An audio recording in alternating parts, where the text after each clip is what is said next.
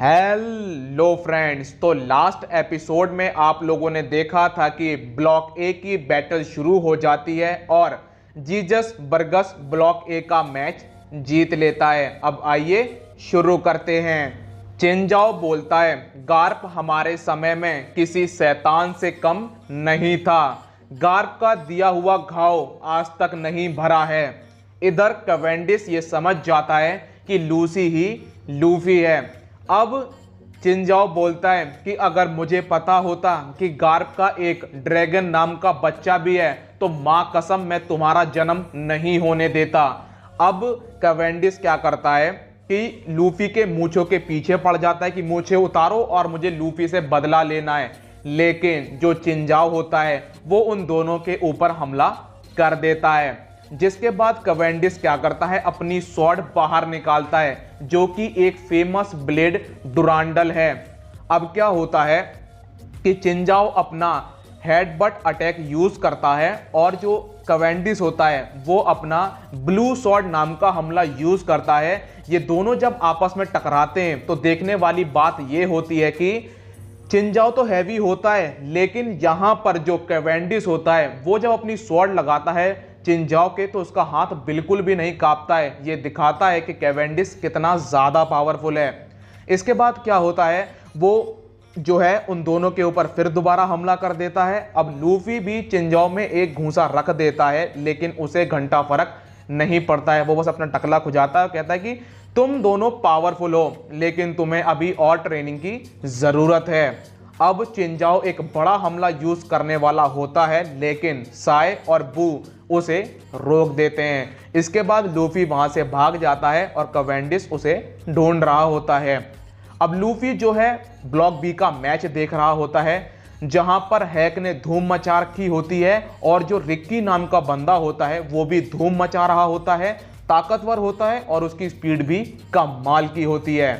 इसके बाद हमें दिखाए जाते हैं अब्दुल्ला और जीत, ये दोनों मिलकर खेल रहे होते हैं। तो यहाँ पर अब्दुल्ला क्या करता है, ओपोनेंट का ध्यान अपनी तरफ करता है और जीत पीछे से उनके ऊपर हमला कर देता है, जिस वजह से इन दोनों को रोक पाना सबके लिए मुश्किल हो रहा होता है। और अब अब्दुल्ला और जीत टारगेट करने जा रहे होते हैं टैंक को।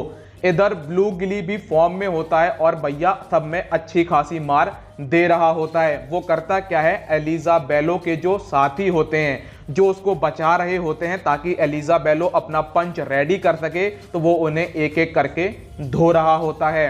अब बेलेमी एक्शन में आता है और वो अब्दुल्ला और जीत को हरा देता है। इसके बाद क्या होता है, जो ब्लू गिली होता है उसका सामना रिक्की से हो जाता है और इसके बाद हमें दिखाया जाता है बार्टोलोमियो, जो कि रिंग में सबसे मजेदार प्लेयर होता है। सब आपस में लड़ मर रहे होते हैं, लेकिन वो बंदा क्या करता है, रिंग में खड़े होकर सूसू कर रहा होता है, मतलब एक अलग लेवल। इसके बाद क्या होता है, उसके पीछे हैक आता है और हैक बोलता है कि मुझे पीछे से हमला करने के लिए माफ करना, और वो उसके ऊपर घूंसा चला देता है। लेकिन जब वो घूंसा मारता है तो हैक को उल्टा ही चोट लग जाती है।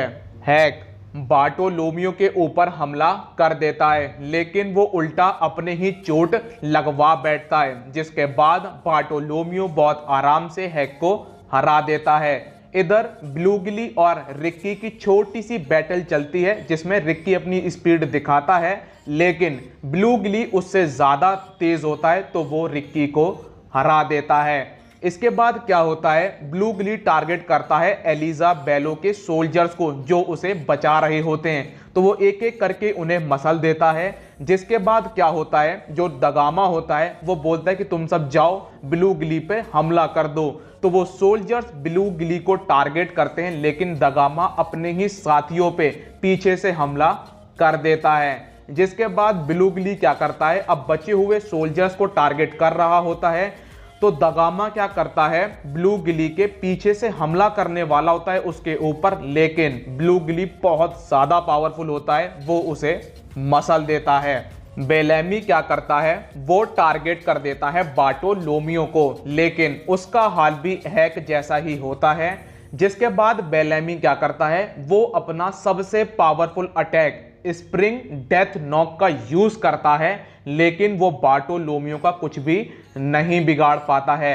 इधर एलिजा बेलो का हालत खराब हो जाती है क्योंकि उसके सोल्जर्स अब उसके खिलाफ हो जाते हैं, जिसके बाद ब्लू गिली बोलता है कि अब तुम क्या करोगे। लेकिन एलिजा बेलो के चेहरे पे एक स्माइल होती है क्योंकि जो उसका पंच होता है वो अब तैयार हो चुका होता है। टॉय सोल्जर फ्रैंकी को कोने में बुलाता है, जहां पर फ्रैंकी बोलता है कि अगर तुम्हें मुझे कुछ नहीं बताना है तो सुनो, मैं जा रहा हूं, मैं फ्री नहीं हूं, मुझे कुछ काम करना है। टॉय सोल्जर बोलता है कि जो तुम्हारा प्लान है वो बड़ा ही खतरनाक है और जो इंफॉर्मेशन तुम्हारे पास है वो नॉर्मल इंसान के पास नहीं होती है। तुम्हारे इरादे क्या हैं? इधर हमें दिखाया जाता है कि जब एलिजा बेलो का पंच रेडी हो जाता है तो वो पूरी स्टेज को हिलाना शुरू कर देता है। अब ब्लू गिली उसके ऊपर हमला करता है, लेकिन तभी एलिजा बेलो अपना पंच लॉन्च कर देता है और उसका घूंसा एकदम तोप की गोले की तरीके निकलता है और वो आधा मंच उड़ा देता है।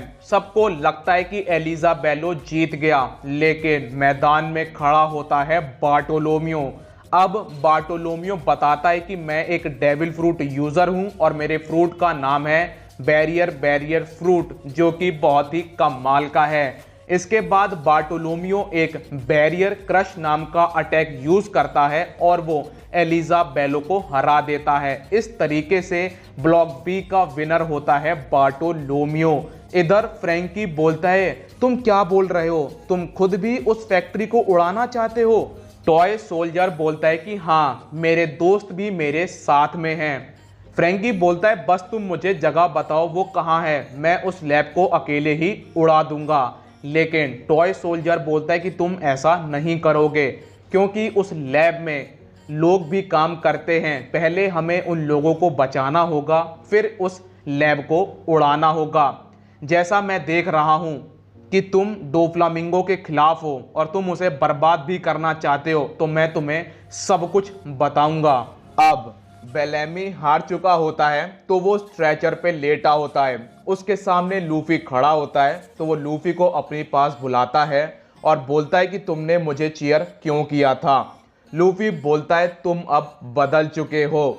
बेलेमी बोलता है कि बदल तो तुम चुके हो, अब तुम हाकी यूज कर सकते हो। नॉर्मल इंसान बस इसकी इमेजिनेशन कर सकता है। मेरा घमंड टूट चुका है। इसके बाद बेलेमी वहां से चला जाता है। अब हमें दिखाए जाते हैं ऊसोप लोग, जो कि ब्रिज को पार कर रहे होते हैं, लेकिन तभी इनके ऊपर फाइटिंग फिश हमला कर देती है, जहां पर निको रोबिन अपने जो फ्रूट की पावर होती है उसे यूज करती है। ऊसोप अपने बॉम्ब ग्रेस अटैक का यूज करता है और वो फाइटिंग फिश को रोक देता है, लेकिन वहां पर बहुत सारी फाइटिंग फिश होती है। तभी लॉ बोलता है कि तुम दोनों एक काम करो कि जो सीजर है उसकी हथकड़ियां खोल दो, वो भी हमारी मदद करेगा। ऊसोप बोलता है कि ये भाग जाएगा यहाँ से, लेकिन लॉ दिखाता है कि उसका दिल मेरे पास है, ये कहीं नहीं भागेगा। ऊसोप बोलता है कि तुम हमारी मदद क्यों नहीं कर रहे हो? लॉ बोलता है कि सुनो, जब मैं सीजर को डोफ्लामिंगो के हाथों में दूंगा तो मैं चाहता हूं कि मैं अपना पूरा पोटेंशियल यूज कर पाऊं। अगर मैं अपनी टेक्निक का यहां पर यूज करूंगा तो ध्यान रखो वो बहुत ज्यादा एनर्जी लेती है, तो मेरी हालत थोड़ी सी खराब हो सकती है। अब ऊसोप क्या करता है, वो सीजर की हथकड़ियां खोलता है तो सीजर उनकी मदद करना शुरू कर देता है। वो अपना गैस स्टाइल हमला यूज करता है और फाइटिंग फिश को रोक देता है। अब ये लोग क्या करते हैं, ब्रिज के एंड में पहुंचते हैं जहां पर ब्रिज टूटा हुआ होता है, तो एक फाइटिंग फिश सामने से हमला कर देती है, जहां पर लॉ को अब अपनी पावर यूज करनी पड़ जाती है। लेकिन तभी कुछ लोग उस फाइटिंग फिश को बंदी बना लेते हैं, मतलब दोस्तों उसका शिकार कर लेते हैं। अब क्या होता है, ऊसोप बोलता है कि हे सुनो, तुम लोग जो कोई भी हो, हमारी मदद करो, हमें भी इस ब्रिज से उस पार आना है। वो सब फेरीज होती हैं और वो सब वहां से भाग जाती हैं। अब क्या होता है, सीजर क्लाउन सबको उठाता है और ग्रीन बिट आइलैंड पर ये लोग फिर पहुंच जाते हैं। इसके बाद हमें दिखाया जाता है कि ब्लॉक सी में कौन कौन बैटल करने वाला है। सबसे पहला होता है आईडियो, जिसको डिस्ट्रक्शन कैनन के नाम से भी जाना जाता है। इसके बाद होते हैं फंक ब्रदर्स, फिर होता है हजरुद्दीन, फिर होता है जीन द बैंडिट, इसके बाद एक बुल जिसको ब्रूटल बुल के नाम से भी जाना जाता है, इसके बाद साय, बू, चिनजाओ, इतने खतरनाक योद्धा मैदान में लड़ने वाले हैं। इसके बाद हमें दिखाए जाते हैं सांजी और वॉयलेट, जहां पर वॉयलेट बोलती है कि मैं कितनी बुरी लड़की हूं, मैं तुम्हारा इस्तेमाल करना चाह रही हूं, मैं तुमसे बोल रही हूं कि एक इंसान को मेरे लिए मार दो। सांजी उससे कोई सवाल नहीं करता है, उससे बोलता है कि ये बताओ ये स्टोरेज रूम में ही वो इंसान मिलेंगे ना। तो वॉयलेट थोड़ी सी चिड़चिड़ी हो जाती है, वो बोलती है कि तुम मुझसे पूछ क्यों नहीं रहे हो कि मैं ऐसा क्यों करवाना चाह रही हूँ। सांजी बोलता है कि मुझे औरतों के आंसुओं पर भरोसा है, और वो स्टोरेज रूम का गेट तोड़ता है और वहाँ पर सबको एक साथ मसल देता है। एक सोल्जर क्या करता है, मतलब एक उसका साथी क्या करता है, वॉयलेट को पकड़ लेता है और बोलता है कि सांजी अगर तुमने जरा सी भी मूवमेंट करी तो मैं इसकी खोपड़ी उड़ा दूंगा। लेकिन सांजी तभी उसके मुंह पे एक लात देता है, अपनी डिएबल जंबल किक का यूज करता है और उसे सितारा बना देता है। इसके बाद वॉयलेट सांजी से एक बात बोलती है, क्या मैं तुमसे एक चीज और मांग सकती हूँ। सांजी बोलता है कि बिल्कुल। वॉयलेट बोलती है क्या तुम मेरे लिए मर सकते हो। सांजी बोलता है क्या। अब उसोप लोग पहुंच जाते हैं ग्रीन बिट में, जहां पर सीजर चिल्लाना शुरू करता है, ओए जोकर मैं यहां पर हूं, मुझे आके ले जाओ। तभी लॉ बोलता है कि आराम से, वो तुम्हें सामने बीच नजर आ रहा है ना, 3 बजे मैं तुम्हें वहीं पर छोड़ूंगा। अब क्या होता है, उसोप को थोड़ी सी टूटी फूटी जगह दिखती है, मतलब पेड़ के टूटे हुए टुकड़े नजर आते हैं। तो यहाँ पर जो रॉबिन होती है वो थोड़ा ध्यान से देखती है, तो वो देखती है कि ये पेड़ अभी ताजे टूटे हुए हैं और इन्हें वहां पर नेवी की शिप भी नजर आती है। जिसके बाद रॉबिन बोलती है कि नेवी यहाँ पर क्या कर रही है। उसोप की हालत खराब हो जाती है और सीजर भी घबराना शुरू हो जाता है, क्योंकि वो एक वांटेड इंसान होता है। रॉबिन बोलती है कि यहाँ पर नेवी का आना कोई इत्तेफाक तो नहीं है, जरूर लॉ तुम कुछ छुपा रहे हो। तब हमें दिखाया जाता है कि जैसे लॉ ने स्मोकर से बोला था कि मैं ग्रीन बिट में जा रहा हूं, इसी वजह से शायद नेवी यहां पर आ पहुंची है। सीजर बोलता है कि मेरी हथकड़ियां खोल दो, क्योंकि अगर तुम यहां पर मुझे जोकर को दोगे तो मेरे फंसने के चांसेस बहुत ज्यादा हैं। तभी लॉ बोलता है कि जितनी दिक्कत तुम्हें है नेवी से, उतनी ही दिक्कत मुझे भी है नेवी से, क्योंकि मैंने स्ट्रॉ हैट से अलायंस बनाई है।